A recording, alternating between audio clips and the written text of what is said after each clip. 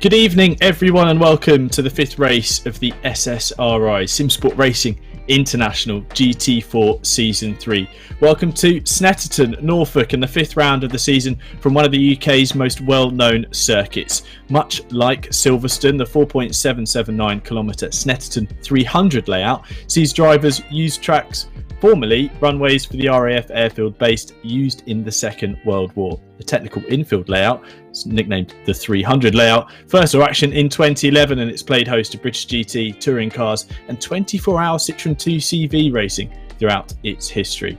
I'm Tim Fulbrick, your lead commentator. I'm delighted to be joined once again by Steve Proudley, and for the first time I'd very much like to welcome to the SSRi commentary booth a certain Chris Hill. Chris, like me, you're very well positioned to comment on everyone else's sim racing, but welcome to the booth. Snetterton, one of your favourites? Right, well, hold on a minute. You didn't tell me we were going live. Oh, right, I suppose I better start talking. Good evening, everybody. Thank you very much for the introduction, Tim. Snetterton, I'll be honest, I've never driven around it and don't know it that well, so I'm going to learn it tonight. Well, unfortunately, if elevation change is something you look for in a circuit, that's something Snetterton lacks. As like we said, it's a particularly flat circuit, but Steve Proudley, it's technical, it's twisty, and it often leads to some great racing. Yeah, absolutely it does. The drivers have got to be very, very careful with Snetterton, haven't they? I mean, there's a couple of corners with some nasty curbs, and we know these GT4 cars can suffer with punctures, pressure loss at the very least, which can affect the race and can actually mean that these guys have to do a pit stop when tonight there is no mandatory pit stop, so it could potentially wreck the race. But it's a good circuit. These GT4 cars will bring some close racing tonight. The championship so far has been close. We've had some fantastic racing. Aaron Martin Pilkington shining out at the moment, but yeah, I don't think Sem didn't make it easy for him last time, and towards the end of Hungaroring when Sem got his penalty, I think there was a lot of people were absolutely gutted by that penalty for track limits. He certainly deserved a podium, and in Aaron Martin Pilkington's words, he thought Sem deserved the win. So yeah, let's have some more of that this evening, please. Well, on the verge of the halfway point of the season, a quick look at the championship standings. In the overall championship, Aaron Martin Pilkington leads the way, courtesy of 3 victories this season on 190 points. He leads Bart Sverink, who has put together a hat-trick of consecutive second-place finishes, both races at Bathurst and indeed the previous round at the Hungaroring. And in third is Danny de Swart, at 20 points back from Bart Sverink, 165 and 145 apiece. And then in the AM Championship, it's James Lyke who leads the way. The rookie to this championship this season has 162 points to his name, courtesy of 3 back-to-back AM class victories. The Mercedes driver has got somewhat of a stranglehold on the championship ahead of Bas van Mellis, the Porsche Cayman driver, with 136 points to his name. Is looking to return back to the podium in the category after a 12th and 9th place finishes at Alton Park and race 1 at Bathurst, and then 3rd place in the standings, 127 points. Colin Hines, who will be looking to bounce back and prove his mettle after a Alton Park class victory. So the drivers are out on track at the moment, currently setting their first qualifying times, if that. And last time out at the Hungaroring, it was a close run race, as Steve Proudley alludes to there. It's taking another turn though in this championship. Aaron Martin Pilkington winning as his rival Sem Spenkelink receives a drive-through penalty in the final few minutes. And as mentioned, Bart Sverink picked up his 3rd second-place finish in a row as Andreas Garlin made his first appearance on the virtual podium this season, and that's a name we've definitely seen towards the top of the timesheets throughout the championship so far, and I wouldn't be surprised to see Andreas making a move to the virtual rostrum again this evening. So qualifying has been green for 7.5 minutes now. We are coming towards the midpoint of this 20-minute session.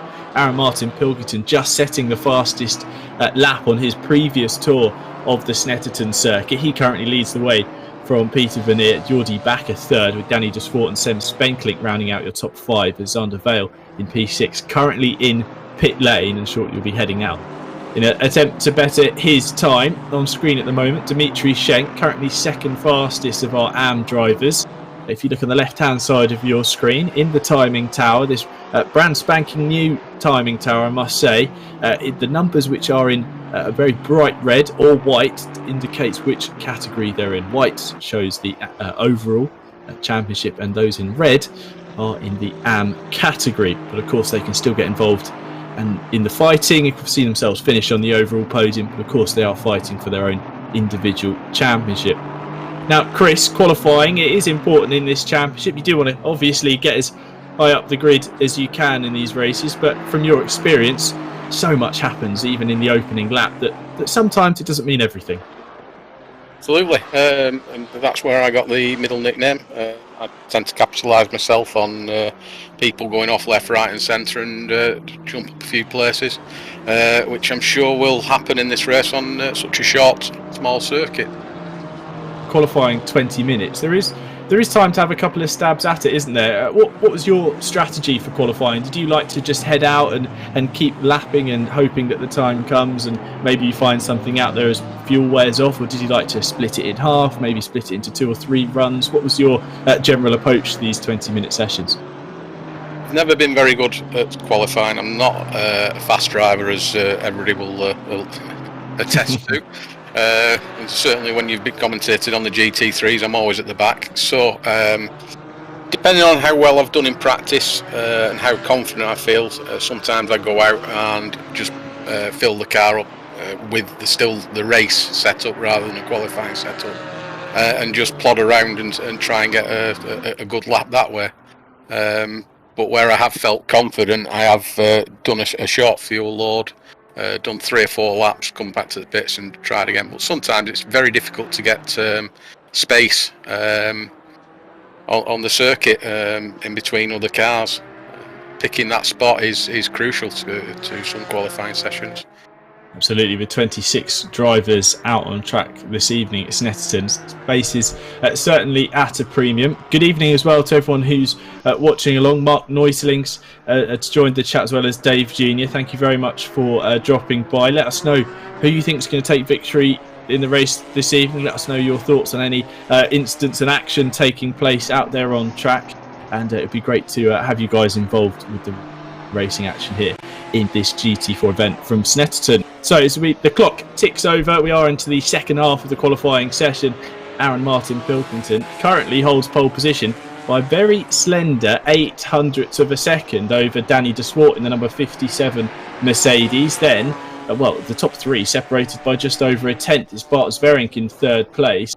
Then we're seeing Peter Vernier in 4th, ahead of Jordi Bakker, Sem Spenkling, Dennis Verkman, Xander Vale, Bas van Mellis and Tim Kroll rounding out your top 10 at the moment, and those top 10 positions separated by 7.5 tenths. So it's very close indeed, and an improvement of a couple of tenths of a second will see you shoot up the standing, something we've seen all season so far and something I'm certain we will see for the rest of the season to come. As rounding the final corner, Coram into the tight left-hander that rounds out the lap at Murray's. This is the number 39 Ginetta on screen at the moment, heading up towards the first corner at Riches. And across the line, it's Stefan Arvidsson, who's in 9th place now, so an improvement from him on that previous lap. Sees the black and red Ginetta jump inside the top 10.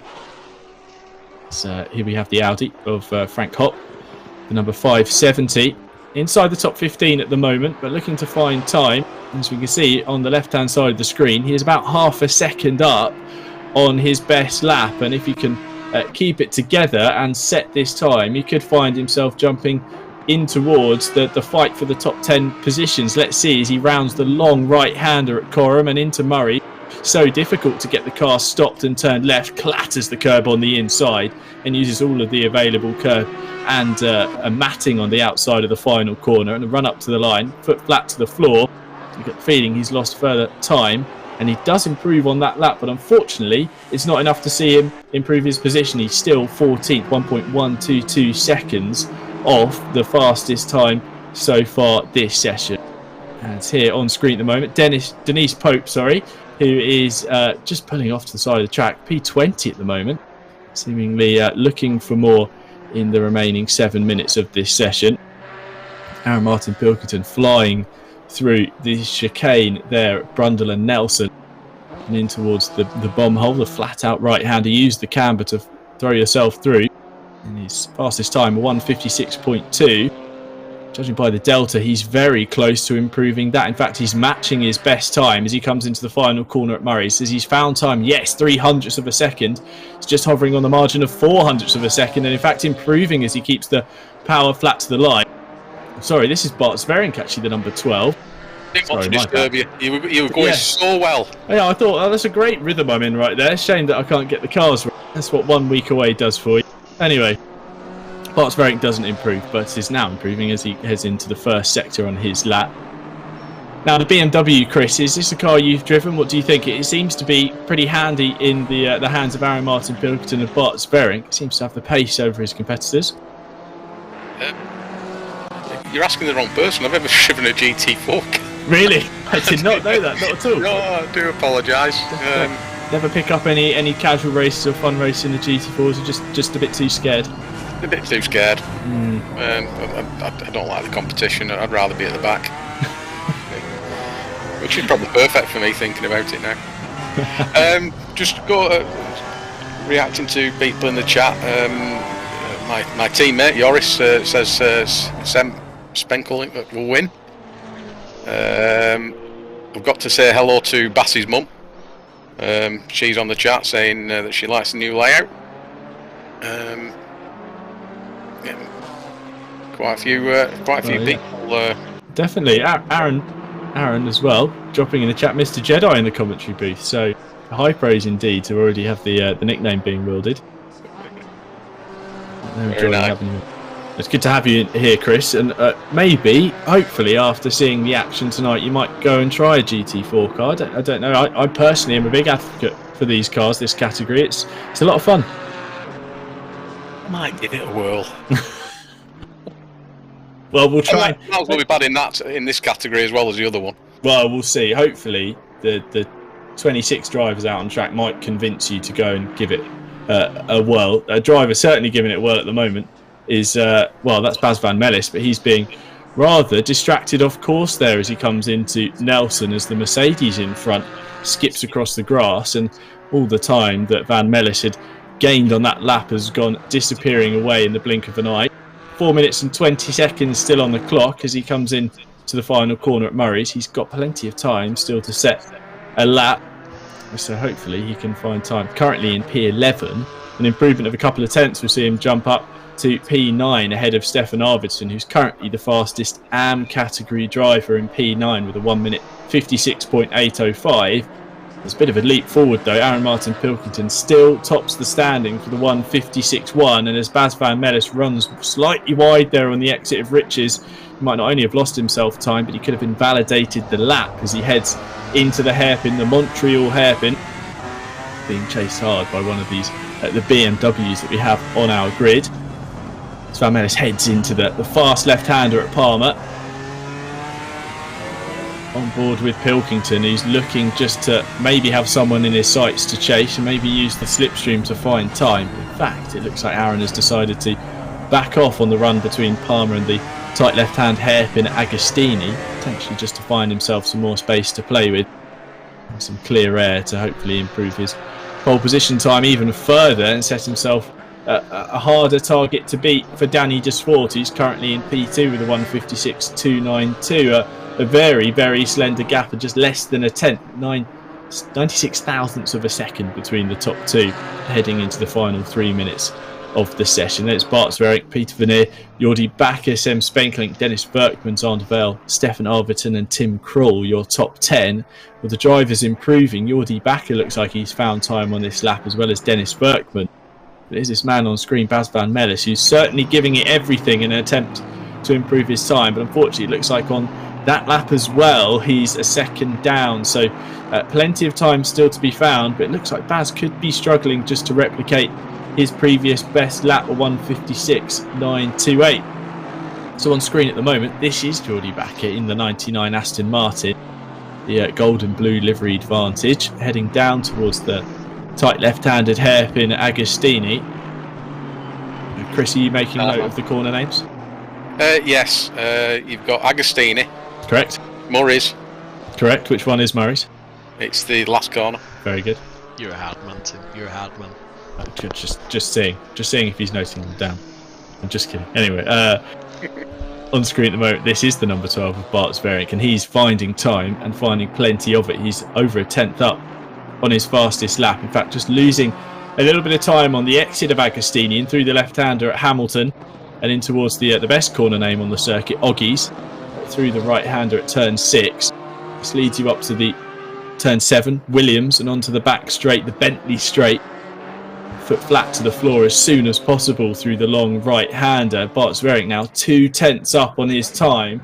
And if he can hold that through the final sector, that will see him take pole position, snatch it at the death from Aaron Martin Pilkington. So let's keep with the driver of the number 12 BMW as he flies in through Brundle and Nelson. Skips over the curb, but doesn't dislodge himself too much. He's still got those 2/10 in hand through the bomb hole, flat out as quick as he can go, riding all the curb on the exit and into this long right-hander at Coram, 180 degrees of turning. Into the final corner at Murray's. He looks all kicking the tail out slightly there under the brake, and that's cost him as he slides wide on the exit of the final corner, and he's not going to improve. But speaking of improving, Xander Vale jumps to top spot in the number 808, a 1 minute 56.043. Xander Vale currently holds on to top spot as Aaron Martin Pilkington, championship leader, spins on the exit of Nelson and on the run up towards the bomb hole. So he's spun round, and it looks like he might run out of time to get to the line and improve. So Vale snatches pole at the death. Bart Sverring didn't jump up the standings. Danny de Sport stays in third. Sverring on screen in P4, but not finding time in that first sector as a number of drivers head to pit lane. They're accepting their fate. Out on track at the moment, Sverring is not improving, but he's in P4 for now. Dimitri Schenk further down the order in P13 looks to have found nearly 2/10 of a second in his efforts to take the AM category pole position. He'll need to find a little over 3/10 if he's to jump ahead of Stefan Arvidsson in P9. And the Mercedes driver certainly giving it everything as he heads in towards Agostini on this final lap. Timer has hit 0, so drivers who are on their lap will be able to complete it. He won't be able to start a new one as he runs towards the left-hander at Hamilton. Car looking in pretty decent nick at the moment, in towards Oggy's, fairly controlled under the brakes is Dimitri at the moment, so everything looking to go his way. He's got a 10th up, needs to find time in the final sector through Williams and onto the Bentley straight. Looks like on the exit there he's just found a little bit of time through that sector, now 0.14 of a second up on his fastest time. Flat out, there's plenty of clear air around him as well, so no traffic should be impeding this final attempt to improve his position. Into Nelson, into Brundle, through the right-hander, skipping across the curb, doing his best to avoid what is the very sizable sausage curb on the inside there, through the right-hander at Bombhole and towards Coram. He's found plenty more time in this final sector, 2/10 or so. He's losing some of it through this right-hand and into Murray's, the last corner. Get your braking right. And he has seemed to do so. Very controlled end to the lap from Dimitri Schenk. Foot flat to the floor. And where will he improve from? P13 at the moment. Dimitri Schenk crosses the line to improve. Does he? Yes, he improves. Jumps up to P12. So after all of that, only a gain of 1 position for Dimitri, but a very stellar lap right at the end there. But Xander Vale taking pole position, a 1:56.043 for the driver of the 808 Porsche. He'll be joined on the front row by Aaron Martin Pilkington, currently point standings leader. Now, Chris, first GT4 qualifying you've watched on live. Some pretty quick times, but some very close margins between the drivers out there on the grid. What do you think? What do you think of the grid we've got ahead of us? Vale and Martin Pilkington, your top two, with Swarton's Sverring in behind. It's going to be a very close fought race. It's going to be interesting to the first corner, isn't it? Very close. I must admit, I was rooting for Bart to improve on that lap, but obviously it went a bit haywire towards the end. But you know, it is what it is, and we'll excited to see the start of the race. It'll certainly be fun to watch it from track side as opposed to potentially watching them get away from you, Chris. How do you feel about that? Oh. Nash. I mean, I'm in the same boat, Chris, so it doesn't make a difference. We're 2 people at the back of the grid, it's fine. But so some racing all throughout the grid. That's something we like to see in the GT4s as well, and we see it in the GT3s here at SSRi. Throughout the order, there's plenty of battles to be won, and unfortunately lost. Someone's got to finish behind. So the drivers are on the grid now, making their changes and applying their race setups, making sure they've got enough fuel to go the distance. That is something you've got to be careful of. You don't want to be running out of fuel, needing to conserve, lift and coast in the final few moments. But We haven't seen that so far this season, so hopefully we see form continued. But we have seen a couple of drivers potentially applying the wrong setup and having their quali set up on and needing to pit for fuel. Xander Vale, though, on pole position. I feel like this might be Xander's first pole position in the series. I will be corrected if that is wrong, but it'll be certainly a different challenge for him, leading away with no cars in front of him. And Snetterton, a circuit where you can overtake, but you can also make your car wide enough to defend your position. Chris, how do you think Xander will be feeling then on the front row of the grid? I think this is his first time, definitely this season, first time on pole position. It's a different challenge. It is, but I think he's very experienced enough to get a pull away from the start. But I think Aaron will certainly give him a good run for his money. We saw that in one of the previous rounds where it was a very close battle between Aaron and Sam for the whole of the first lap, if I remember correctly.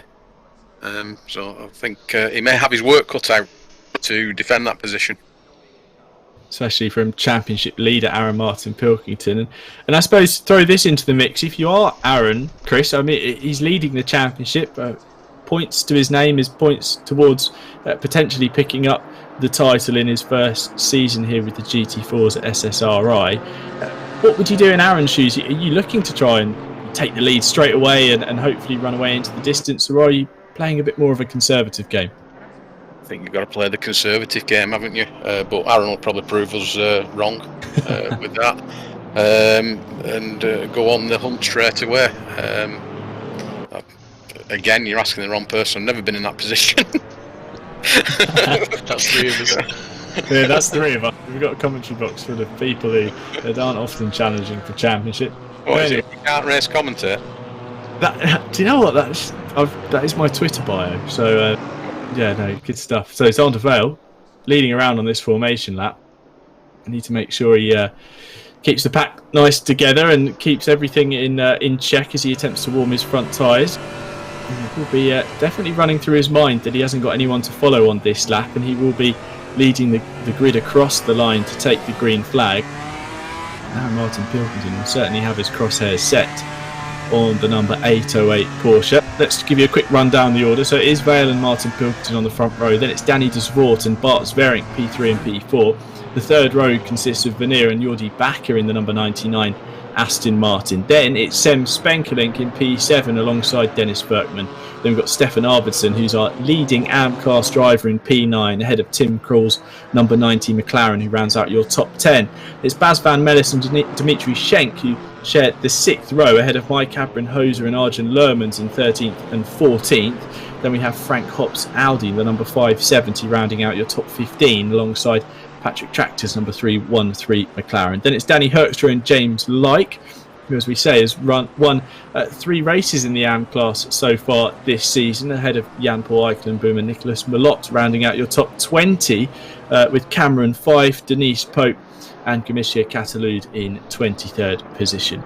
So, rounding the final sector into the right-hander, Nelson. Xander Vale will be forced to slow up and the grid will form up shortly as they head in towards these final few turns. We will be taking the green flag very shortly. A good evening to Frankie Helliwell, who's joined the stream, as well as Oliver Anderson as well. It's great to see so many people actually joining. Hello, welcome along to the race. You've joined at the right time if you have just joined. We are about to go green here at Snetterton. Land Manified cheering on Steph in the hashtag RIP101 garage car. And plenty of you cheering on. Let us know in the chat who you think is going to win this 1 hour race here at Snetterton. Let us know who you are cheering on. It's great to see so many people offering their support in this race from the sidelines. So the grid rounds the final corner at Murray's and they line up 2 by 2 towards the start finish line. We'll be receiving the green flag any second now. Xander Vale will lead away from pole position, but he's got the championship leader alongside Aaron Martin Pilkington in the number 626 BMW. As we await the green flag under starters orders, we will be going green any time now. And the green flag waves and Xander Vale gets a good start, but that BMW of Martin Pilkington is well and truly alongside as they head up to Riches for the first time. And Martin Pilkington takes the lead before they've reached the first corner, swoops around the outside, to claim P1. He leads from in the background, and McLaren goes firing off into the barriers on the outside. It looks like that the number 570 Audi of Frank Hopp was also facing the wrong way, but it is Aaron Martin Pilkington who's got the whole shot as they lead out from the Montreal hairpin and towards Palmer. Then behind is Zander Vale and Danny de Swart's Mercedes, your P3 car, with Bart Zverink holding on to P4. It looks like Sem Spenkelink has managed to work some magic in the opening 2 turns, jumping up the order from P7 to P5 in the Maserati. Is contact between the 2 cars there. Danny de Swart and Zander Vale hitting each other at Agostini, both spinning. Danny de Swart waits up to allow the Porsche driver through, but it's gone from bad to worse. The Zander Vale, who led from pole, beaten into the first corner by Aaron Martin Pilkington, and now facing the wrong way on the exit of the middle sector. A bit of an awkward incident between the 2 of them. The Mercedes driver has dropped well and truly back into the pack, as well as Zander Vale now down into, it looks like, potentially P9. The driver of the 808 is side by side. Bart Zverink looking for a way past Stefan Arvidsson, who's climbed the order in the number 39 Ginetta, heading down towards the left-hander at Brundle. Zverink holds on to P5 as they go into the left and the right. And in front, Sem Spenkelink looking to try and make best his escape. But Chris, an awkward incident there between the Mercedes and the Porsche at Agostini. A case of 2 into 1 never seems to go. It doesn't, but Danny did the correct thing, as our rule book says, that you wait for the car that you've impeded, but unfortunately it's put him well down the pecking order. He's going to battle back from that, because he's a good driver, is Danny. Up front, you've got Fem's up in 2nd place. If I can see the site, yep.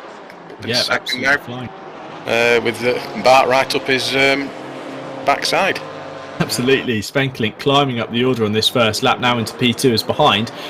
That looks like the Porsche of Peter Vernier skipping across the grass on the exit of Riches. But Bart Zverink is looking for a way past the Maserati that's just managed to climb back past him. So the BMW driver all over the tail of the Maserati as they head into Palmer, looking for a way past.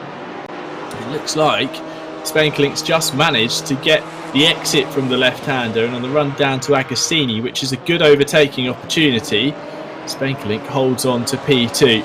Up the road though, Martin Pilkington is making best his escape. 4.4 seconds now at the lead of the field. The driver of the 626 BMW has done this before. We have seen him take top spot and run away with it in this first half of the race. But there's plenty of racing action still to be had, and plenty of time for it all to come crumbling down. And we'll see how things pan out across the remaining 56.5 minutes. Supporters in the chat as well. Frankie Helliwell cheering on Cameron 5. Landman of 5 really happy to see Arvidsson up into P6. And even better, it's a P4 now, the driver of the 39 Ginetta. He's being challenged by Mike Abrenhoser's number 21 BMW. So 4th and 5th together on track as well, with Peter Vernier behind. And Zander Vale looking to resurrect his race from P7 as they come into this final sector and around the long right-hander at Coram and into the tricky braking zone for Murray's. The car's still turning as you apply the brakes and throw the car into the left-hander, and there's a nasty curb on the inside that can see you completely dislodged and sent on your way to the grass and beyond, as a number of drivers actually do that. And contact there between the BMW of Nicolas Malott and Danny de Swart, and de Swart's going to have to slow up again. Another awkward incident involving the number 57 CBSR Racing Mercedes, but he will take to the side of the track and slow and allow Malott back through. Good sportsmanlike driving from Danny, but 2 incidents in the opening 2 laps of this race have seen him tumble down the order from the podium positions to well outside the top 15. As on this 3rd lap now, Peter Vernier is looking to challenge Mike Abrenhoser, who in turn is looking for a wave past Stefan Arvidsson. And Chris, it's tricky, isn't it? Get into a train of cars like this. Sometimes it's difficult to get back onto your own rhythm. You can find yourself rather following the brake lights of the car in front. Yeah, you get tunnel vision, don't you? But huge respect to Stefan here. He's driving an extraordinary race for the RIP 101 team. They keep reminding me that I owe them pizza, which is not true. I'd just like to point that out to these people in the chat. They owe me one. But yeah, this race is is going really well for him. Shame for Danny again to be caught up in another incident, but again he's pulled off to the side of the road and let the other car past. Danny de Swartz attempts to make his mark on the championships. Back-to-back third place finishes at Alton Park and race 1 at Bathurst. He hasn't finished outside the top 5 in the previous 4 rounds. Unfortunately, it looks like he's going to have to put a mammoth stint in over the remaining 54 and a quarter minutes if he's to resurrect this race and score some valuable points towards his efforts in the championship standing. Mike Appenhoser, though, on screen in this number 21 Team Abbey Racing BMW. He's unfortunately seeing Arvidsson disappearing up the road in front of him and is rather gapping Peter Vernier behind. So he's doing his best to hold on to P5 for now, as Martin Pilkington continues to set the pace at the top of the timing tower. A 1 minute 56.811 on the previous lap sees his gap extend to 5 seconds over Sem Spenkelink, who's going to be wrestling that Maserati Gran Turismo GT4 around the technical Snetterton 300 layout. We've certainly seen Sem give that car everything in qualifying and in the race, but with no traction control or ABS, that car is certainly a monster you have to learn to tame. Here is the replay of that lap 1 incident. It looks like Xander Vale gets in deep. Danny de Swartz trying to be optimistic, I think, and show the nose to the gap on the inside, and Vale, in an attempt to return to the racing line, finds that the purple and white Mercedes is there, and a tap sends him spinning around on the exit of the tight left-handed hairpin. So a mistake from Vale, and then an optimistic move potentially from Danny de Swartz sees the pair dropping down the order. Vale, though, managing to hold on to P7 for now as Appenhoser runs wide out of Williams, and that's allowing Vernier to close up. They are side by side down the Bentley Straight and in towards Brundle.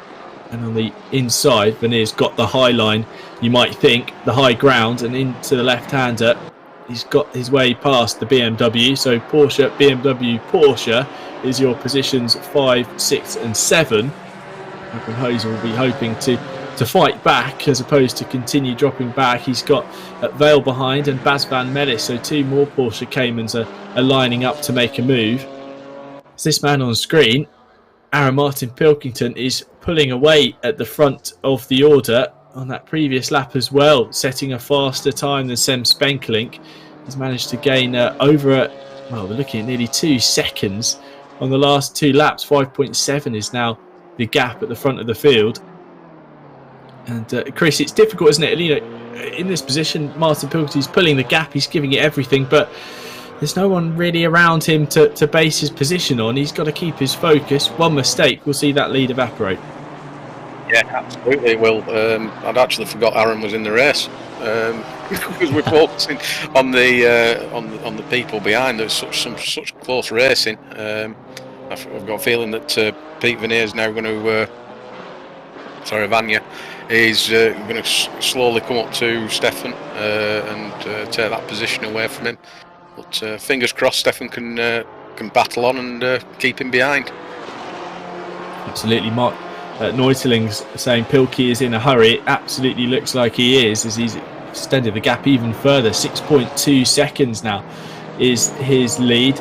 Desmond Fitzpatrick as well cheering on Aaron Martin Pilkington. Let's go, Aaron, smashing it, he says in the YouTube chat. So there's plenty of support for the 626 BMW, who looks to have a stranglehold on the race after a little over 9 minutes. It feels like we have plenty of racing already. We've still got a long way to go here at Snetterton, as well as Landmafy asking who leads the AM category championship. That's James Like in the number 114 car. He's currently down in P14 in the Mercedes. He is currently leading the standings 162 points to Bas van Mellis's 136. So those are your leaders in the category at the moment. Here we are with 10 minutes soon to elapse in this race, and Bart Sverink is looking for a way past the Maserati of Sem Spenkelink as they come up to cross the line, as Aaron Martin Pilkington sets another fastest lap. They are side by side into Richards. Spenkelink on the inside actually backs out, lifts off the gas and opts to file in behind Bart Sverink as they head in towards the first corner. And in fact, got the run on the exit, looking towards the inside. Will he send it up the inside on the brakes? No, backs out of it. So Bart Sverink up to P2 as further behind. In fact, Peter Veneer's being challenged and in fact is putting the move on. Stefan Arvidsson for P4.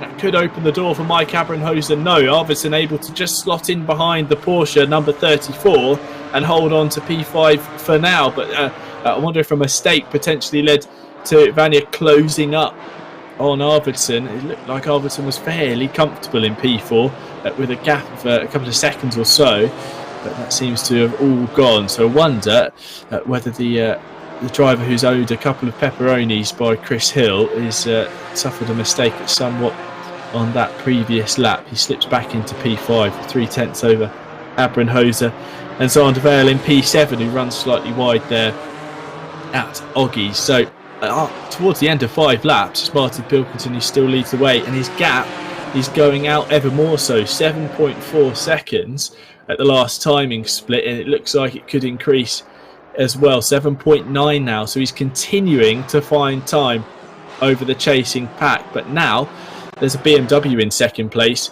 who'll be looking to reduce that margin. Bart Sverink already starting to gap Sem Spenkelink to the tune of 7/10 on this lap alone.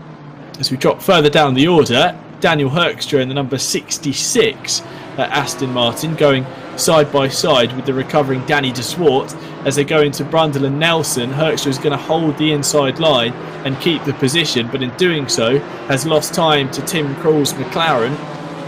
So as the two of them fly through the right-hander and into the final sector, as there's a BMW off to the side of the track there. That could be Cameron Fyfe, who was in P12, and oh dear, there looks to be an Aston Martin off the inside as well, potentially Jordi Bakker's car. He's dropped down the order as well. We'll have to get confirmation of that, but it looked like one of the Pulse cars was dropping down. Yes, it does look like the number 99 machine has potentially come to blows with Fyfe's number 13 BMW, those two falling outside the top 20. So another incident impacting the race this evening. As the gap is still going out the front, so Martin Pilkington finding more time over Bart Sverink, 8.2 seconds now. But crucially, the driver of the number 12 is gapping Sem Spenkelink 1.1 seconds now. So he's making his best attempts to solidify that second place, which he has finished in for the previous 3 races in this championship. It's become a regular occurrence to see Martin Pilkington lead a BMW 1-2 with Bart Sverink in second. As it looks like Stefan Arvidsson has lost another position. Mike Abrenhosen now through to P5, Arvidsson down to P6 in the number 39 Ginetta. His race is somewhat going backwards as he tumbles down the order slightly in this opening 15 minutes. As here is the incident with Cameron Fyfe. There's Jordi Bakker looking for a way past as Fyfe skips across the curb on the inside of Nelson. They are now side by side in towards Bombhole, and just the slightest contact from Jordi Bakker on the right rear of Cameron Fyfe as he turns into the cambered right-hander, sees the number 13 BMW spinning off into the grass and having to apply the throttle, spin back round and get going the right way. Both drivers tumbling down the order. Another difficult incident there, Chris, because it's Fyfe will be feeling like he potentially had position on Jordi Bakker, but Jordi was, looking for a move. There was a gap opening up there, and he did have the run into the right-hander. He did have the run. Unfortunately, you get that minimal. It's normally the minimum contact that causes the most damage. Not damage, but the most spectacular off. Certainly my experience. Just a pity it's happened, but I'm sure they'll both come flying back through. I think it's Cameron's first race with us tonight, so we welcome him with open arms and hope he's enjoying his experience. I was going to say it's a debut appearance for the driver for the number 13. He will have another look.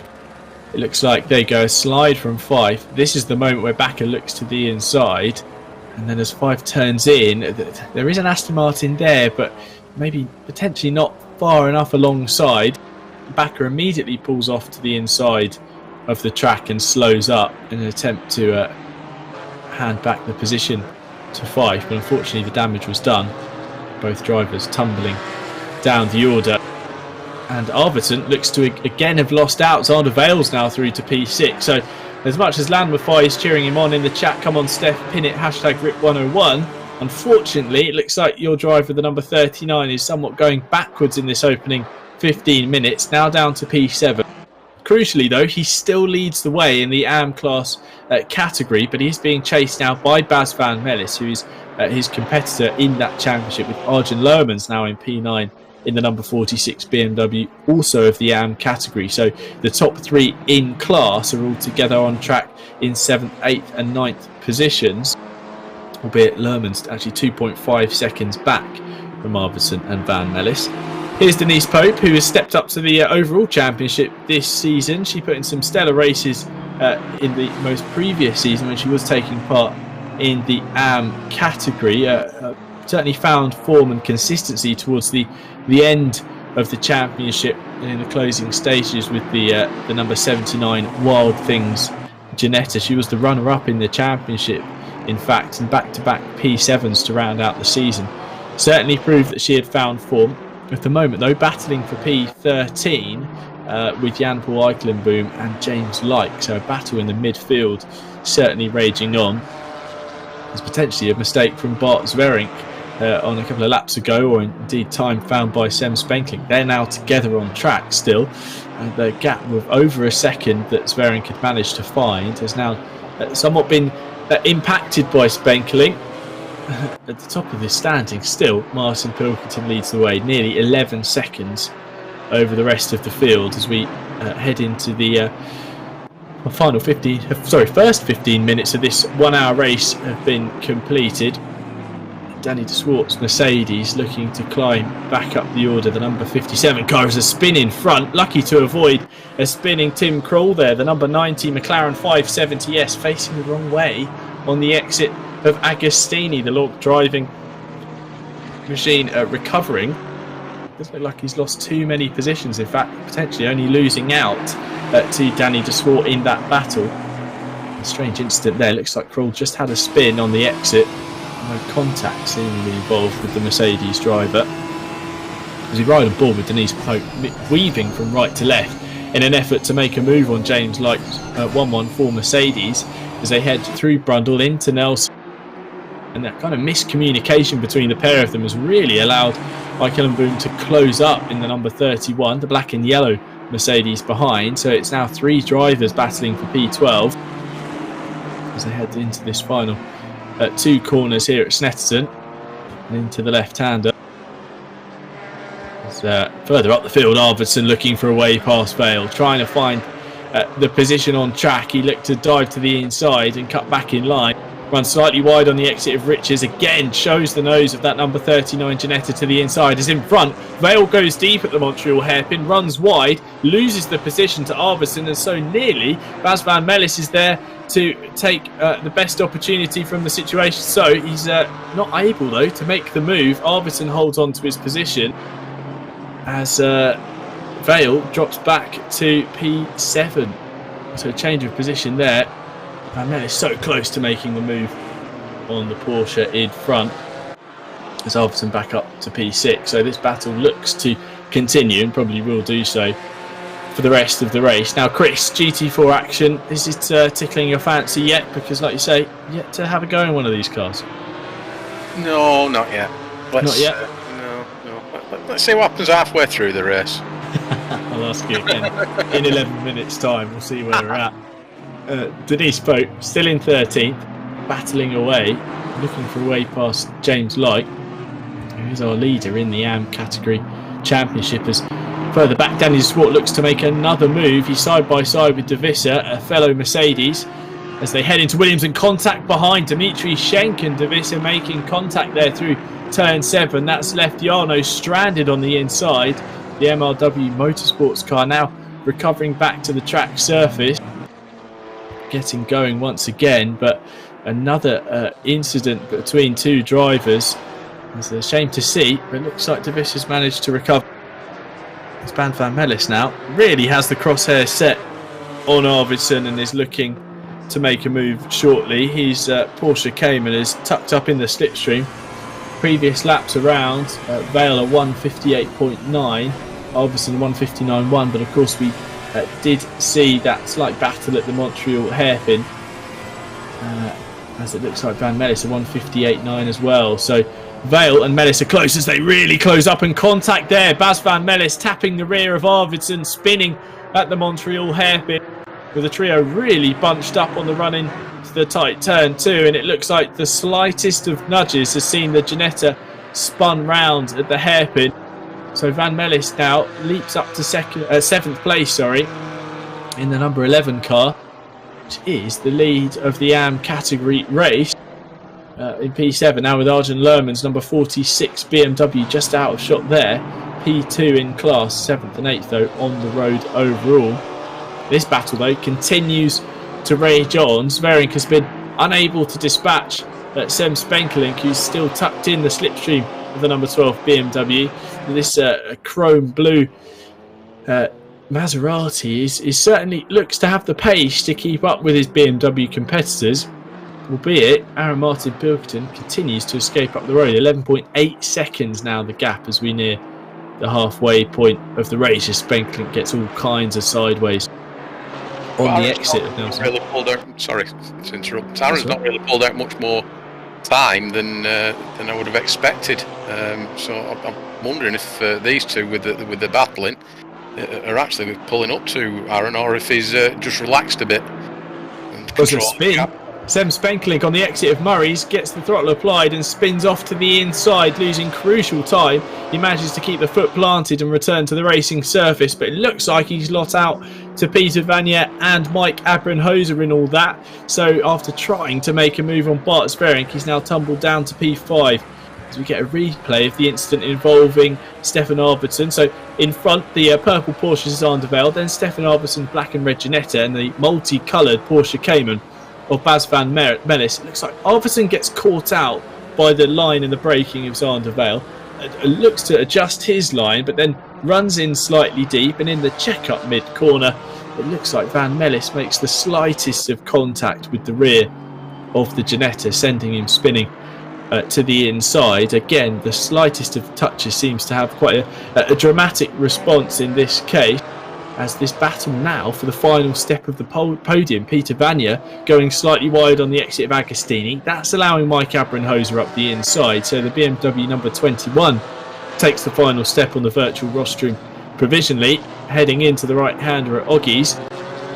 These two, though, as much as they want to battle it out, can certainly see Maserati closing in behind. Sem Spenkelink's car not too far down the road. There is a bit of a gap in front, 3.1 seconds to Bart Sverink. Now here is Aaron Martin Pilkington, our race leader, who's somewhat evaded much coverage this evening so far, mainly owing to the fact that he's managed to build a 12.5 second lead over the field and continue on his merry way. A 1 second advantage found on that previous lap as he runs slightly deep there into Murray's, but manages to get the car gathered back up.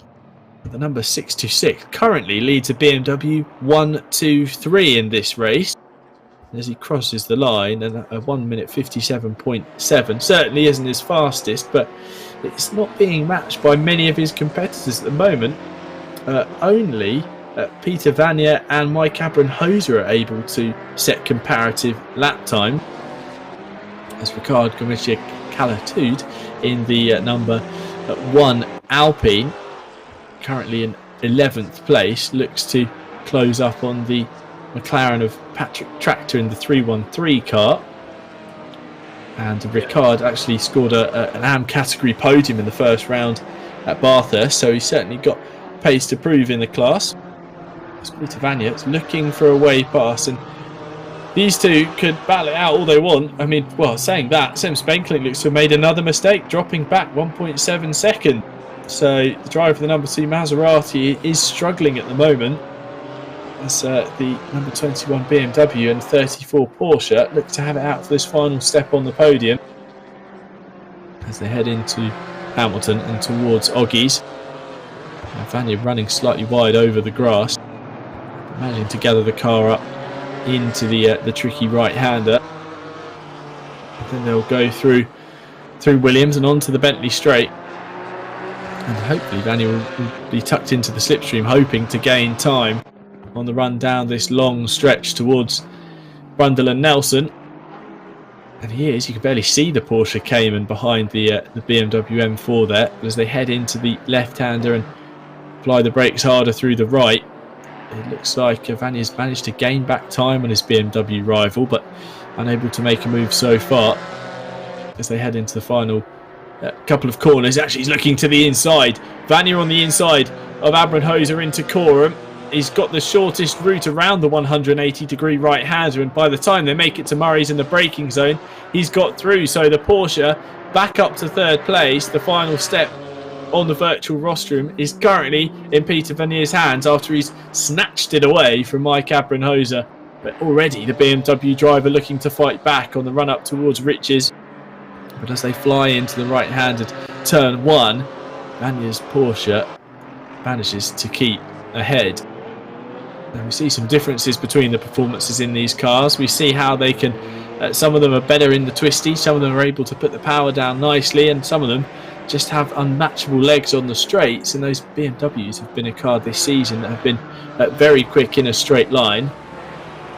As it looks like this is Denise Pope and James Light coming in towards Agostini.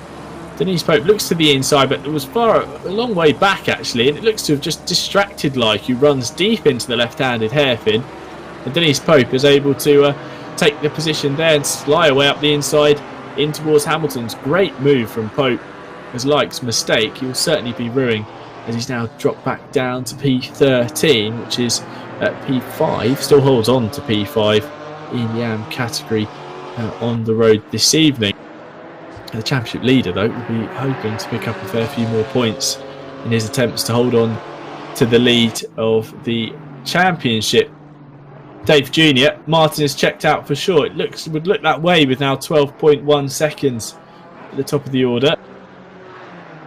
As Team Abbey Racing are in the YouTube chat cheering on Mike Abramhoser, who's currently, well, he was in P3 when he sent the message. Unfortunately, he's down to P4 now. But he's still managing to hold on to Peter Vanya and will be looking for a way back through. It's Patrick Tractor battling hard with Stefan Arvidsson, a driver who again will be looking to climb back up the order. Arvidsson's instant with Bas van Mellis. I'm sure there'll be plenty of conversation about following the race, but both getting their heads down and pushing on for now as we near the halfway point of this 1 hour event here at Snetterton. It's running slightly wide. Arvidsson losing time on the exit of Murray's. And Tractor closing in as they run up towards Riches across the timing line. The gap between the two of them 0.268 of a second in towards the right-hander at Riches.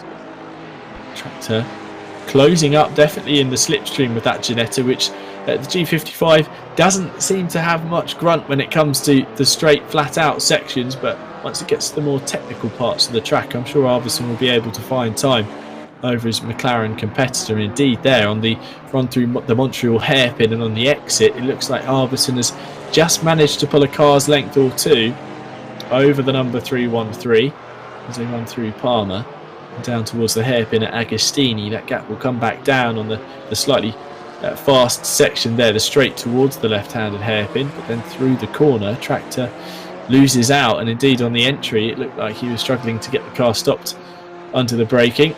Through Hamilton towards Oggies as further back Danny de Swart continues his charge through the field. He gets past the Mercedes of James Like on the entry, and on the exit to Agostini the move is signed, sealed and delivered. So up to P13 now, Danny de Swart's number 57 CBSR Racing Mercedes.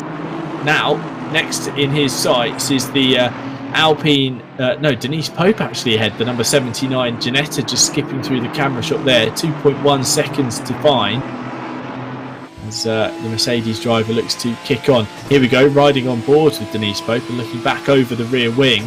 Can see the gap back to Danny de Swart, who already has managed to put a couple of car lengths between himself and James Light, as Daniel Herkstra looks for a way past Cameron Fife, who continues to battle on in this race despite being turned round in the opening 10 minutes. He's fighting on, certainly with a point to prove, and in P18 at the moment looks like he can climb further up the order as Tim Krul and Manuel Williams are in pit lane and potentially retired as well. The number 90 McLaren, the number 195 Mercedes look to have stopped as we reach the halfway point. So as we have reached the halfway point, half the race done, half the race to go. Let's run you through the order. It is Aaron Martin Pilkington who leads the way. He's now got 13 seconds over this BMW compatriot of a Bart Sverink in the number 12 car. Then it is Peter Vanya in the number 34 Porsche in third. As skipping wide and off the track go Cameron Fife and Daniel Herkstra, ploughing through the polystyrene boards and sending debris across the track as they run in towards the Montreal hairpin. Fife holds on to P18 for now, but it looks like this battle is set to continue for the rest of the race. I wouldn't be surprised to see tempers flare in these next few laps between the pair of them. Fife in the BMW looking to resurrect his race after being turned earlier on. It looks like he's just managing to get back into a rhythm, but struggling to do so through Agostini, and that's allowing Herkstra to close up. So they're side by side into the left-hander at Hamilton. Herkstra's got the inside line, and Julie swoops through, and Fife attempts to cut back and make best his counter pass on the run in towards Oggies, and Herkstra now runs wide. So they are side by side on the exit of turn 6 and in towards the right-hander at Williams. Herkstra manages to swoop all the way around the outside, and in doing so runs slightly wide off the track, and Fife is back through and holds on to P18. So after all of that, it's still Fife in P18, Herkstra in P19, but to continue the run down the order, it's Peter Vanya in P3 ahead of Mike Abramhoser in P4. Then it's Sem Spenklink in P5 after that mistake on the exit of the final corner has dropped him down the order. Head of Zandervale as Bas van Mellis in P7. That's Alger Lermans and Stefan Arvidsson. Van Mellis, Lermans and Arvidsson are your podium sitters currently in the AM category. Then it's Patrick Tractors at number 313 McLaren. Rounding out your top 10. And on screen at the moment, Jan Paul Eichenboom in the Mercedes looking to close up on his fellow Mercedes driver James Lyke. Now we're over the halfway point, so Chris, I can ask you again, GT4 racing tickling your fancy just yet? Or are you breaking up? I can't hear you. Yeah. I'm starting to get a liking to it. What we did see before then was a typical Scalextric move where as soon as one car goes off, the other car's got to follow it off because you get that surge of power. If you ever remember that from your Scalextric Absolutely. days. But there's some good battling going on, and some nice clean overtaking manoeuvres along with some, let's say, dubious ones. Yeah, some unfortunate incidents definitely in the race so far as Jarno de Visser skips across the curb on the inside of Nelson. But in this battle for P3, it would be a maiden appearance on the GT4 podium for either Mike Abramhoser or Peter Vanya. They're battling away, separated by nearly 0.8 of a second at the moment. Peter Vanya's times in comparison to Mike Abramhoser, he's just managing to find a tenth, maybe 0.2. I mean, a couple of laps ago, he even found nearly half a second over the BMW. So Vanya just able to stamp his mark on that final step on the podium. And if anything, they are keeping Bart Sverink within touching distance should the BMW driver make a mistake. A 3.5 second gap back to Vanya and the BMW of Abramhoser would duly evaporate, and it would be a three-way fight for the final steps on the podium. As Danny de Swart continues his climb back up the order now on the back of Gromykia Kalatude's Alpine. In turn, Denise Pope has been caught in P11, so they're all together on track at the moment. The trio flying into the right-hander at Riches. A bit of a slide for the Alpine, and that's presenting an opportunity for Danny de Swart, who looks to the inside and licks the stamp and send it, but gets the job done. No contact so far between the Mercedes and the Alpine as they run out of the Montreal hairpin. Job done for the CBSR racing driver. He's through and up to P12 as Denise Pope looks to do her best to just scamper away into the distance as the two ran side by side and cost each other time. With 25 minutes and 20 seconds to go, Pope was very late on the brakes. Danny de Swart there. I wonder if he got caught off guard, but he slides wide and off into the grass, and all that hard work has been undone in a very strange incident there into the Agostini hairpin. Danny de Swart back on track though. All that hard work lost in the blink of an eye. Really caught me off guard there, seeing the purple and white Mercedes flash past the rearward facing camera on Denise Pope's Ginetta. This race has certainly been a tumultuous one for De Swart. The driver of the 57 will be hoping that he can keep it clean now for the remaining 24 minutes of this race. As they head down the Bentley Straight and towards Brundle as Nelson is behind. I was about to say, like the Mercedes of James Light weaving on track ahead of Jan Paul Eikelenboom, and then it's Frank Kopp, who I'm sure we saw facing the wrong way turn 1, lap 1 in P16, has climbed his way back up the order to now be challenging for a spot inside the top 15. 23 drivers, I believe, still out on track and racing as we're well into the final third of the race. No, sorry, nearing the final third of the race. A slight mistake though from Frank Kopp. And Chris, getting to this point of the race, you've worked out who it is you're fighting with, you worked out your position on track. It's now getting down to the nitty gritty, isn't it? But crucially, tyres start to maybe just give up a little bit of life, and you're starting to pick up a track limits warning here or there. There's plenty of management to see yourself through to the checkered flag. Yeah, absolutely. And you also get into that phase of the race where you're tired and you start losing concentration. So I'm wondering when Danny came up towards the back of Denise then and surprised us all, whether he had one of those moments where you sometimes forget where you are on the track and it's a different corner than you expect. Happens to all of us, I'm afraid. Definitely, like you were saying, following the traffic is easy to do, isn't it? You can get yourself lost in the rhythm of the car in front, but if you're locked in a battle like this, it's important to get out of that, isn't it? As we see Frank Kopp, unfortunately, getting himself out of the battle by running wide into Oggies and dropping off the rear bumper of Eikelenboom's Mercedes. Gonna have a replay here. This is Cameron 5 heading towards Bomb Hole into the third to last corner. Just slipping and sliding wide, catches the slide one way, catches it the other. Unfortunately, the track runs out and he finds himself in the grass. A little bit of rallycross action from the number 13. He gets the car back on track, manages to keep it facing the right way. Very impressive stuff from 5. I'm sure would have been arm over arm inside the virtual cockpit to keep facing the right way. Sarah Martin Pilkington. Yeah, absolutely. Change of pants potentially needed at the end of this one. For Mr. Fife, who continues to battle on in P19. As here we go, Aaron Martin Pilkington dealing with the traffic, and now has made his way past Daniel Herkstra, I believe, in the number 66 Aston Martin. Been a stellar performance so far, hasn't it, Chris, from Aaron? But he's got to keep his focus, hasn't he? Because with 21 minutes to go, there's still time for things to go wrong. There's always time for things to go wrong, always, unfortunately. It's still very dominant of him though. 14.5 second lead over Bart. I think that's only growing. I don't think it's shrunk at all. Yeah, confirmation. In fact, finding 9/10 on lap 17, 7/10 on lap 18. In fact, the last lap was I believe the first time in this race so far that Aaron Martin Pilkington has lost time to Bart Sverring, so the gap coming down by 0.4 of a second. Wondering though whether the driver of the 626, our championship leader, is just starting to manage the race as we head into the final third here at Snetterton.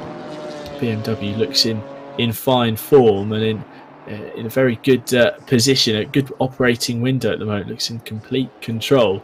Does Martin Pilkington of the M4 underneath him as he flies up to Riches and into the right-hander at turn 1 to start, I believe, the 21st lap of the Snetterton circuit, and into the hairpin at Montreal. All in control as Danny De Swart on screen now has his crosshairs on Denise Pope. Managed to chip away at that 2-second gap down to 7/10 now. De Swart will be hoping to make a clean move this time. He's seen his race impeded on a number of occasions through incidents throughout this race. He'll hope for a clean run through and past the Ginetta. A battle for position though, and Denise Pope will be hoping to hold on to P11. Some good points will be going to her name if she can do so. Head up towards Riches, and De Swart closes up on the brakes. A slight error, potentially a slide there from Pope mid-corner. Sees her run wide and lose some time as she adjusts her line. Then DeSwart looks to the inside but can't quite make the move. But showing his nose is just attempting to distract the driver of the Ginetta. Just look at this view, it looks like a dodgem. It does, doesn't it? It looks like it should be connected. It isn't, but it looks like it should be connected to the wire meshing above, doesn't it? Yeah, absolutely. Quite appropriate for Danny. Yeah, the Ginetta's definitely got handling like a dodgem as well. It can seemingly turn on the spot, does the G55. Danny DeSwart has very much closed up through this middle sector. And the CBSR Racing Mercedes is looking bigger than ever in the rear mirror for Denise Pope as they head through Oggies and towards Williams. Danny will definitely have the advantage in a straight line down the Bentley straight. And as Denise Pope runs a slightly awkward line there through the middle of the corner, looks like she caught some understeer there. DeSwart's up the inside, they are side by side, flat out down the Bentley straight. DeSwart on the inside has the high ground into the first part of this complex here at Brundle and Nelson, and he slips on through, gains the position. DeSwart up to P11. Don't think Pope fought that one too hard. Heads up driving from the number 79 Ginetta to just let the Mercedes go and live to fight another day. The Alpine of Calatoyuge is facing the wrong way on the exit of Nelson. The number 1 Alpine spins around rather elegantly on the spot and gets facing the right direction and continues on, and will drop them down the order. I believe that like Ike Ellenboom and Frank Hopp have managed to make their way through in all of that. So now Danny DeSwart, he might have made the pass on Denise Pope, but unfortunately it's a 10.5 second gap up to Stefan Arvidsson, who's currently in P10. Plenty of time still to go, but he'll need to get a shimmy shake on if he's going to catch up to the number 39 Ginetta. So meanwhile at the top of the standings it is still Aaron Martin Pilkington who leads away from Bart Sverring as we head into the final 17.5 minutes of this race. As in the chat, Jarno Catchin from Hiding I Swear I, going to give that a go, but it's probably wrong. Apologies for getting your name very wrong, I'm sure I have done, but Jarno is catching, he's pushing on 10.0 seconds down on Jordi Bakker in P22, attempting to close up and take the spot off the Aston Martin. It's going to be a tricky one to do so though in the final 17 minutes, sorry. As here on screen, Jan-Paul Eikelenboom makes away past James Lyke, who ran wide into Oggies. The Mercedes swapping positions into Williams. Eikelenboom gets the job done as James Lyke tucks into the slipstream down the Bentley straight and will be trying to make a move back past as they come up towards Brundle. Lyke looks to the inside. Will he send it late on the brakes? He does. They are side by side then into the left-hander. Eikelenboom swoops around the outside, which becomes the inside for Nelson, and he holds on to the position, but on the exit it looks like Lyke's got a good run and nearly gets up the inside in towards the bomb hole, but opts to just dip out of that one and continue on his merry way in P14 behind the Mercedes. This quartet of cars together on track now. Eikelenboom, Lyke, Hopp and Dimitri Schenk has closed up as the battle continues out of Murray's onto the start-finish straight and the long run towards Riches, the slight climb towards turn 1. Lyke's on the outside now. Eikelenboom defending to the inside as they go into the right-hander. Can Lyke swoop around the outside? There is room to do it. He's out on the marbles though, but looks to be in control. They are still side by side. Lyke cuts to the inside in an attempt to make a dive bomb up towards the Montreal hairpin, but can't get the job done. Eikelenboom holds on to the position for now, but all of this is allowing Frank Hopp and Dimitri Schenk to close in, and they're rather licking their lips and waiting for the fireworks to go off in front to benefit from the drama between the two Mercedes drivers. As on the exit of Palmer, looks like Lyke made a slight mistake, and Hopp's now looking towards the inside into Agostini. Can't get the job done though on the brakes, and in fact Lyke is able to just close the door and continue on. So Dimitri Schenk behind runs slightly wide, kicks up the dust, as he runs wide on the exit of the left-handed hairpin. This battle is for P13, 14, 15 and 16. all together on track and all fighting for some valuable points in their individual championships as we reach the nearing the halfway stage of the season. From the sunny Snetterton, we will head into what promises to be an exciting run-in for the championship as we'll go towards Brands Hatch, where we'll have our second double-header race evening. The British circuit hosting two 30-minute races, then Laguna Seca and Zolder before we head to the rescheduled finale at Monza. It was meant to be the first race of the season, but unfortunately due to some server issues we've had it pushed back, so the final on the 11th of January will see our GT4 championship hopefully decided. Fingers crossed it goes down to that final race at the Temple of Speed in Milan. I'm riding aboard with Frank Hopp, the Audi, looking to close back up on James Like. He looks to have just pulled a few tenths in that end to the lap as they head up towards the Montreal hairpin into the right-hander. Hopp closes up a lot on the brakes, it seems to be just because he's running slightly wide there, a good car's width or so away from the inside line. Manages to gather it up though, hasn't lost too much time to Like as they finish the final sector through Palmer and towards Agostini. As it looks like Peter Vanier is actually managing just to find some good time in this second half of the race. 2-second gap now between Sverink and the driver of number 34 Porsche in the battle for second place, as Vanier's number 34 car has managed to pull a gap 3.1 seconds now over Mike Abrenhoser. So that final podium spot is looking more and more certain with every passing lap, but still plenty of time still to be had. Sem Spenkelink now in 5th place ahead of Zandervale and Bas van Mellis in P7. As here is Cameron Fyfe in the BMW, the number 13.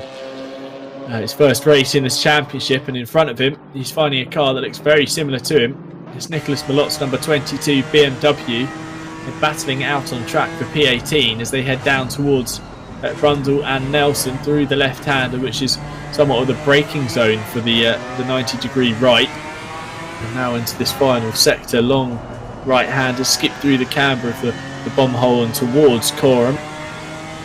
The long right-hander has seen plenty of racing action through the years, particularly touring cars.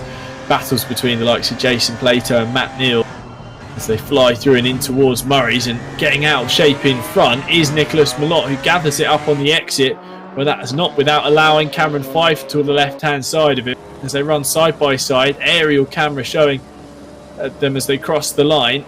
Malot on the inside, Fyfe on the outside. Can Fyfe go the long way around? He's certainly going to give it a go. In fact, on the entry to the corner, he tries to check up and get the cut back through Riches, but unsuccessfully. Malot holds on to the position. Fyfe has to opt to settle for P19 and try and find another way through. So around Montreal and up towards the left-hander at Palmer. There's a comment in the chat from Music Q. Man T1 was a major F. Apologies to hear that. I wonder if you were involved. I don't quite recognise your name from your tag, so let us know if that was your race. Unfortunately, yes, my race was done and dusted there. Well, a shame to see that. Sometimes T1 can't win your race in the first corner, and you certainly lose it, unfortunately. Shame to see your race ended. Hopefully see you back fighting. It's Mr. T. Kroll. Thank you very much for informing me. Apologies for not knowing your tag there. Thank you very much for dropping by after your race. As we see side by side, Frank Hopp and James Like. Is the BMW, the Audi going to get through? Sorry, yes, he has done. He's got past James Like on the run down towards Brundle. Pass is made. 570, position gained. P14.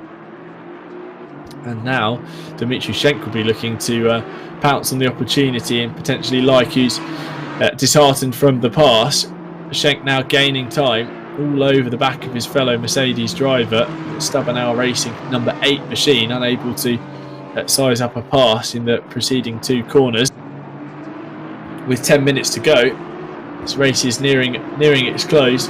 Aaron Martin Pilkington still holds a 16.9 second gap over fellow BMW driver Bart Sverink, with Peter Vanier in P3.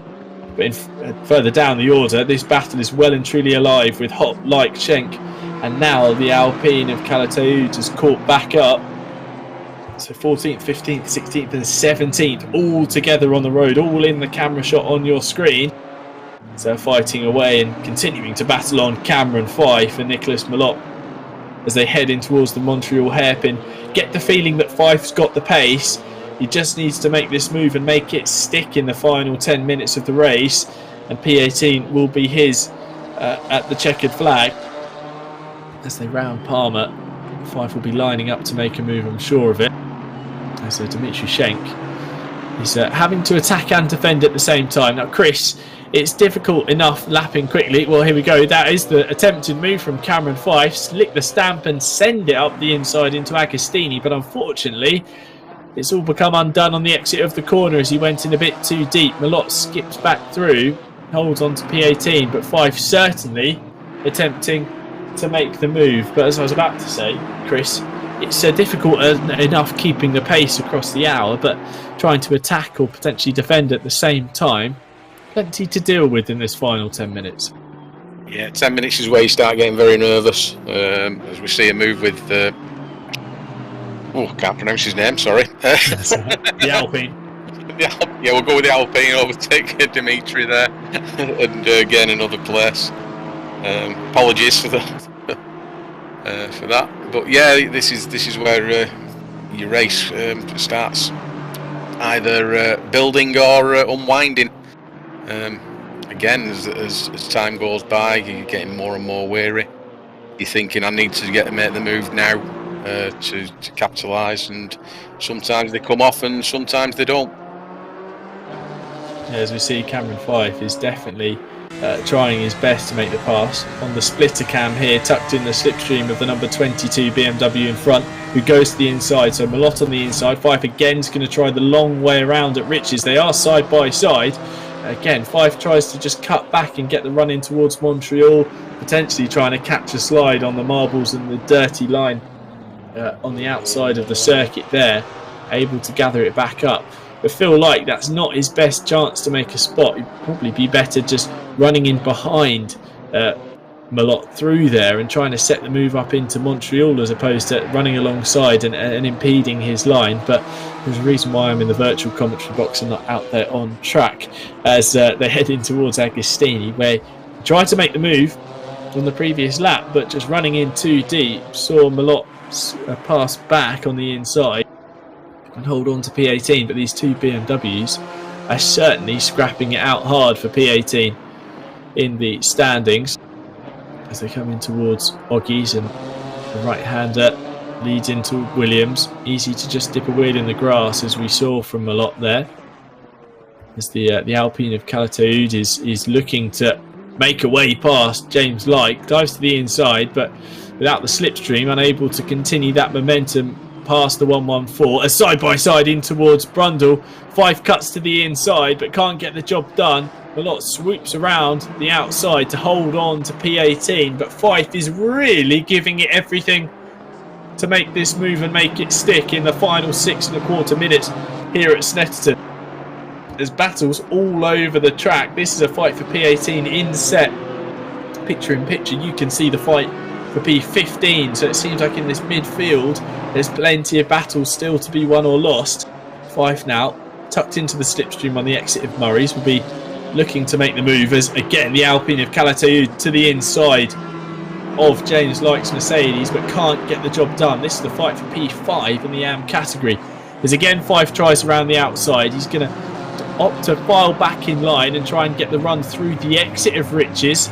There's now to the inside. Dimitri Schenk makes the pass on the Alpine, the number one car, and gets the job done. They are side by side though into Palmer. Schenk's going to have to go the long way round, unable to hold on to the spot. Halfway there, Dimitri nearly had the move signed, sealed and delivered. As further behind, Fife still can't find a way past Malott and actually skips across the grass in the back of shot there on the exit of Palmer. He's giving it absolutely everything to make this pass on Nicholas Malott in the final 5 minutes. As Kalatu really pushing hard in the Alpine. Now this is a fight on track as well. It is Sem Spenkelink. I was going to say it's been a pass. Bas van Melis has got the job done on Sem Spenkelink for P6, and it looks like there must have been a mistake from Sem, who was up in P5 I believe before this lap started. So Sem Spenkelink has dropped down the order, allowing both Vale and Bas van Melis through. And Maserati proving tricky to deal with around the Snetterton circuit. We've seen a couple of mistakes from Seb so far this race.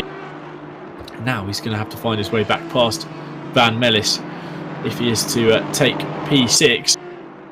As Kalatu still fighting away with James Lyke, wants to get the move done. Patrick Tractor on screen, tucked into the slipstream with Danny de Swart. But de Swart is continuing his climb up the order. He's now in P9, so inside the top 10, and considering the race that Danny has had, I'm sure he'll be seeing the silver lining of his event at Snetterton this evening, as the Alpine tucks to the inside. Kazi got the overlap on James Lyke as they head in towards Riches. There is contact between the pair of them. Lyke turns in, the Alpine's there, and they make side to side contact. That spins Ricard to the inside, and Lyke manages to continue on, holding on. As always, the Alpine rejoins there, and Fife, unsighted, clatters the rear wing of the number 1 car. Unfortunately, that sends both of them off the track. Looks like Fife has managed to continue on, but I'm sure he'll be carrying front end damage. And his attempts to make it past Nicolas Malott have been well and truly undone there, as Kalatu was just rejoining the circuit, and unfortunately onto the racing line. See Fife just come flying round the fast right-hander at Riches, unable to make and take avoiding action.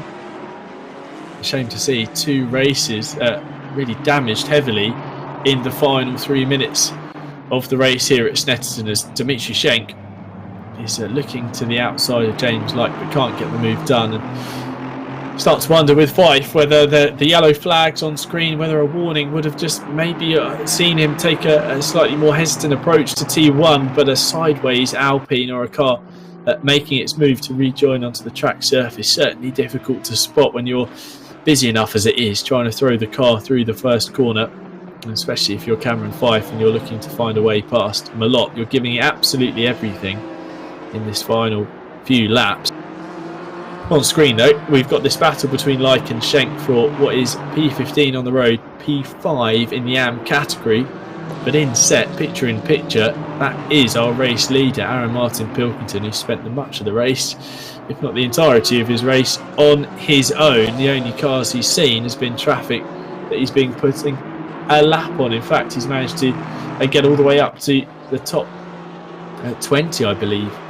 20th position is the highest car that has been lapped. That's Jordi Bakker in the number 99 Aston Martin. And as Martin Pilkington rounds Nelson into the final sector, this will be the penultimate lap, so there'll be one more time round here at Snetterton before Martin Pilkington takes what's been a dominant victory again in GT4 competition, and it will be his 4th win of the season, really placing a stranglehold on the championship stand, because as Schenk and Lyke continue to fight away. Lyke is our AM category leader in the points, as Schenk looks for a way through on the inside but can't quite get the job done on the run down towards Agostini as they come out of the left-hander and towards Hamilton and Oggies.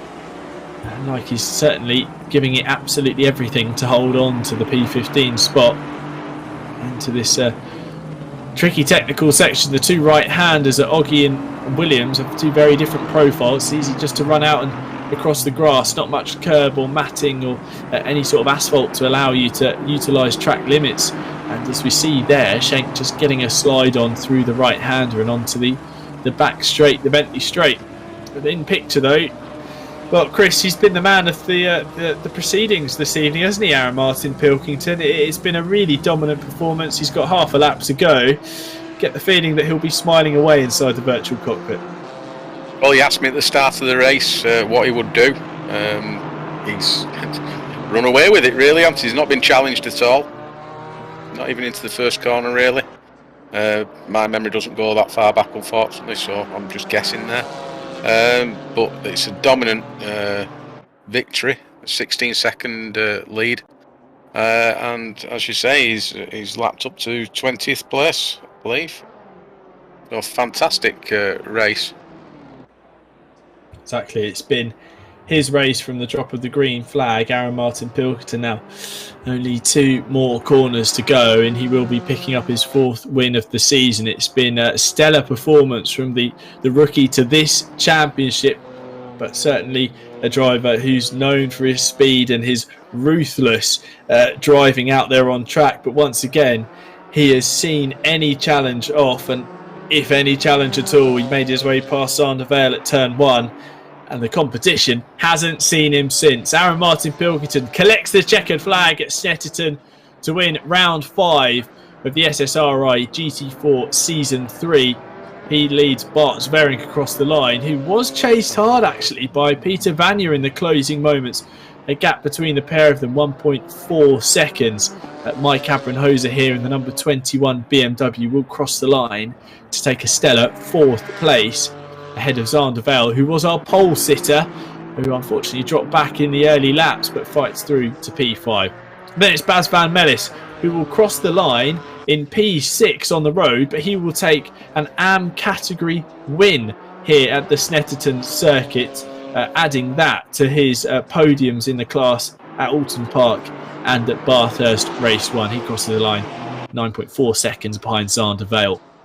Then it's Arjen Lermans in 7th, who takes 2nd place in the AM category as well, ahead of Sem Spenkelink, who in all of that drops down to 8th place in the number 2 Maserati, ahead of Danny de Swart, who rather resurrects his race to take P10, ahead of Patrick Tractor's number 313 McLaren. Then it's Denise Pope in P12, ahead of Jan-Paul Eikelenboom, who holds on to P13, with Frank Hopp flashing the lights as he crosses the line. A very hard fought P14 ahead of James Lyke and Dimitri Schenk. The 8-wheeled Mercedes crosses the line P15 and 16. So, Chris, as always, battles throughout the order. Okay, maybe not for the victory with Aaron Martin Pilkington scampering away at the top of the proceedings, but some thrilling racing throughout the pack there in the GT4 action. Very close racing, and some incidents, as always happens in these type of races. There was a comment within the chat about Orchestra should get track limit flags. Well, it is controlled by the game, and if people have exceeded the track limits too many times, they get a drive-through, which unfortunately happened to Sem at the last race. But yeah, very close racing with some guys. Fantastic result for Aaron. Indeed, well, some support in the chat for Bas van Mellis. Great race, Bas, from Marioka. Well, of course, it was a really strong performance from Bas in that brilliantly multicoloured Porsche. Here's a replay of the start, and you can just see cars firing off left and right. I believe that's the Porsche of Dennis Verkman getting back on track, but a few cars unfortunately having their races heavily impeded or undone at the first corner. Now, I'm delighted to say we are joined in the virtual commentary box by our race winner. It's Aaron Martin Pilkington. Aaron, your 4th race win this season. It looks like you've got a stranglehold on the championship. How was your event this evening? I mean, it looks, besides potentially not getting pole position, that's the only mark against your name in what was a perfect evening at Snetterton. It was plain sailing, really. I really got a good start, which was key at Snetterton. I was pretty miffed that I didn't get the fastest lap. I was really going for it, but fair play. It was nice to see, like, I think it was Vanya and the Porsche take pole position. And I thought it was going to be a really good race. And I really don't know what happened at the start after the first couple of laps, but for me it was just about keeping those tyres safe. And so I try to do my best. I give myself a little bit of a challenge with my lap times, but it's just about maintaining those tyres, and that's what I ended up doing in the end. Well, we've spoken to you across this season about managing the tyres.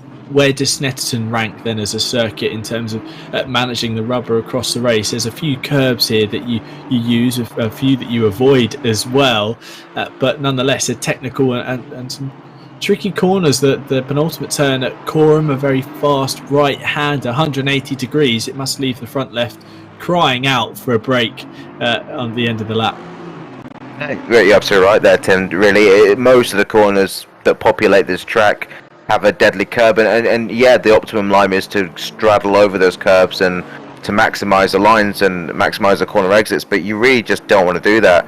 And it came to a point where I was looking at the splits between me and Zerink in second place, and I'm just assuming that he was pushing so hard that his tyres must have been absolutely knackered, because I just kept maintaining the same lap time where he must have been struggling on those tyres. Absolutely, and we go into now the second half really of this season. Eyes must be firmly set on the championship with the wins against your, to your name, with the points lead you have. Are you going to be pushing just as hard as ever, or will you be maybe playing the safe game to make sure you get the points and pick up the prize at the end of the season? I mean, is there any other way, really? Like, I never come into a race half-hearted, and and it's Brands Hatch next week, so we're back to the 2 30-minute races, I believe. So that's going to be absolutely cracking, regardless of what the weather is going to be there. I love Brands Hatch, and never driven the BMW around there, so that's going to be a learning experience, but I really enjoyed it in the Ginetta. And the championship itself, I'm not even looking... It's nice to be gaining points, but I'm not looking at it as a total. I'm just taking it race by race. And yeah, I'm just really enjoying this championship. Well, congratulations on your result this evening, Aaron. A dominant performance. Look forward to seeing you next time out at Brands Hatch. Thank you very much, Tim. Go over to our second place finisher, Bart Zwerink. Bart, another strong performance from you. I believe that is your fourth P2 finish in a row. Consistency is great, but you must be feeling that one day you just want to get that win and take P1 home. Yeah, this was a win for me this time. I was struggling whole race. It was kind of a mess. First lap I made a mistake, brake way too late. Sam passed me. Could overtake him, fortunately, but yeah, I was managing the tires, just what Aaron was saying. And at the end of the race, my teammate Peter came close, and because I was maybe not pushing enough, trying to preserve the tires a little bit too much, and then he came a little bit too close, so I had to push again, and could keep him on a bit of a distance, but I was struggling at the end. It was not my circuit. First time racing here, and I guess last time as well. Well, it's good to hear that you certainly enjoyed pushing the BMW around this circuit despite its difficulties nonetheless. Yeah. But like we say, consistency, you're getting a lot of points against your name. You're the closest challenger to Aaron Martin Pilkington in the championship. What do you think it's going to take for you to A, get that race victory, and B, start closing that gap? To punt him out of corner 1. That's the... No, I don't remember that. No, I won't. But yeah, he's just he's too consistent for me. I can drive the fast laps. In the qualifying this time, it was already a mess. I could not get one complete lap. If I had it, I screwed it up in the last corner or in the first corner or something. Yeah, the whole race it was the same. So I need to work on my consistency to get closer to Aaron. Well, congratulations anyway. Another podium finish this season, and fingers crossed to go and one better next time at Brands Hatch. Thank you, Tim. We'll go over to Baz van Mellis, P6 for you, Baz, in another exciting race in the multicoloured Porsche Cayman, and as well, P6 meant victory in the AM category. You must be pleased with your performance tonight. Yeah, very pleased. I hate Snetterton like nothing else. It's by far my favorite circuit. But I had quite a consistent race. At first I could follow Sander and Stefan, and unfortunately I had some contact with Stefan, but I was unable to avoid him. And after that I had Arjan Loermans who was on my back. But I was losing out in Sector 1, and then in Sector 2 and 3 I could pull away every lap. And in the end, a great finish, so can't complain. And with some strong performances to your name, I mean, looking at the results, a P3 in category at Alton Park and a second place finish in category at Bathurst, but both coming inside the top 15. how are you finding your performances this season? Do you feel you're gathering momentum? A strong performance as well tonight, P6 overall. You must be pleased with a slight change in form after Hungary. Yeah. Hungary was unfortunate. I had a one track cut too many, but well, those things happen, and I'm happy with my performance in my first season in GT4. So like I said, can't complain. Brilliant stuff. Well, congratulations on your result tonight, Baz. Thank you very much for joining us post-race. Thank you. And our final driver in the booth, Stefan Arvidsson. Stefan, you've certainly been getting a lot of support in the chat. Super Steph is being cheered out in the comments at the moment. But your race this evening was a bit up and down. How was it for you at Snetterton? First of all, fucking awesome. Sorry for the language. And then very frustrating at the same time. So a bit of everything right now. It was a strong qualifying for you, and then you seemed to just bounce yo-yo almost up and down the order. Did you struggle to find rhythm here across the hour? Yeah, I mean, like Baz said, we had a bit of contact, and after that, I was just it was hard focusing to get it back into the groove, and yeah. So the pace was like a couple seconds off most of all. So yeah, could have been. Yes, of course. It often is that feeling. And do you enjoy Snetterton? Hearing from a couple of the drivers that it might not be their favourite. Where's it ranked for you? Well, surprisingly high. I wasn't aware of that before I started training on it, to be fair, because I've heard a lot of trash about it. So I was like, oh, okay, it's one of those tracks. But then I actually got to drive it and I was like, okay, it suits the genetic quite well, actually. So, and maybe also me, sometimes, at least. Well, going on to Brands Hatch for the next 2 rounds, how do you feel the Ginetta will go there? Is it an opportunity for you to pick up some big points?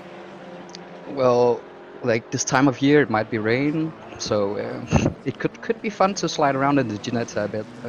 We've done that before, so I think on a good day, and the British tracks and the Ginetta, yeah, it's a good combo. Brilliant stuff. Well, congratulations on making it through to the checkered flag tonight in what was a bit of an up and down race in P11, and I think you've got some autographs to go and sign. There's plenty of support for you in the YouTube chat. Always good to see. Congratulations, Stefan. Cheers. Good work. Thank you very much. Well, Chris, great to hear from the drivers as ever post race.